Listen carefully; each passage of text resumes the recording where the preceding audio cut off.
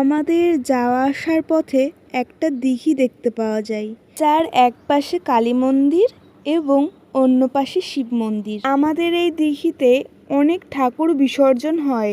আমরা কোথাও গেলে এই কালী মন্দিরে প্রণাম করে তবেই যাই। কিছুদিন ধরে কালী মন্দিরের সামনে দিয়ে হেঁটে গেলেই মনে হতো এই মেঝেতে যদি একটু আলপনা দেওয়া যায় তবে অনেক সুন্দর দেখতে লাগবে। মনে খুব ভয় হচ্ছিল, তাই কালী মায়ের কাছে ক্ষমা চেয়েই আলপনাটা শুরু করলাম। অনেকে এসে বলেছে আমার আলপনা দেওয়াটা তাদের অনেক পছন্দ হয়েছে, যেটা শুনে আমিও অনেক খুশি হলাম।